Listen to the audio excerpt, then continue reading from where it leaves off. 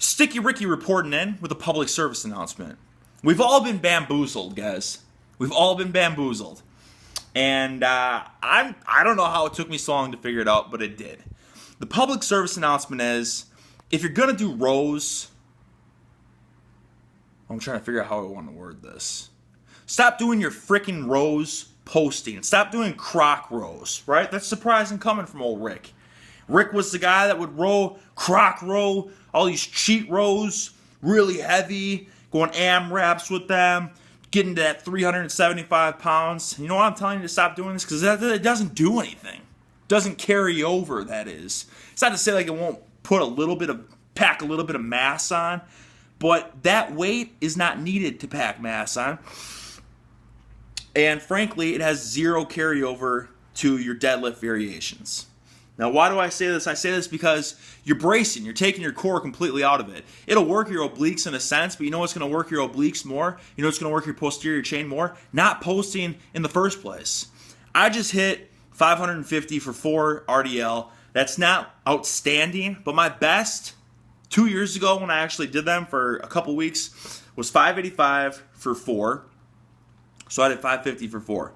So I'm almost reached my best already with the RDLs. And you know why it is? It's because I stopped doing all this stupid cheat stuff where you're upright or you're posting. Like rack pulls, for instance, have zero carryover to your deadlift. When have you ever heard of anyone having lats or traps too weak for their deadlift? That's never the case. The case is their core, their posterior chain can't brace properly, can't hold position, maintain that weight. Or their hamstrings aren't strong enough, so their back rounds. Like, it's never, oh, my lats weren't strong enough, my upper back wasn't strong enough for the deadlift.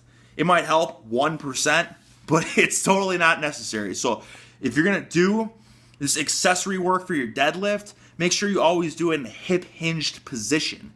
So let me just demonstrate what I'm talking about here. Got some dumbbells.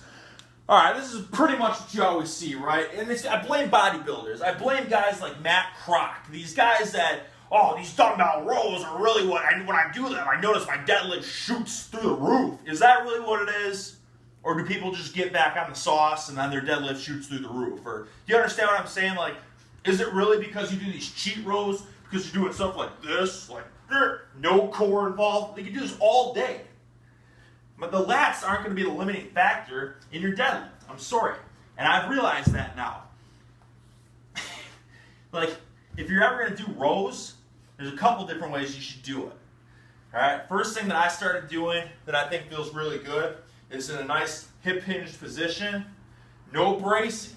Right? Don't post here and do it like that. But still, this is better than if you're posting like this. Right? Here. Hip-hinged position. Or if you really want to get crazy, work your posterior chain even more, then you can have double weight.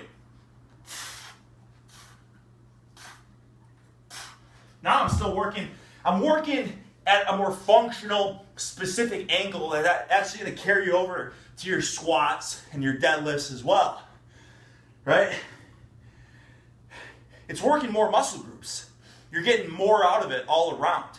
More muscle groups equals more muscle overall, equals more calories burned, equals leaner, bigger, better movements.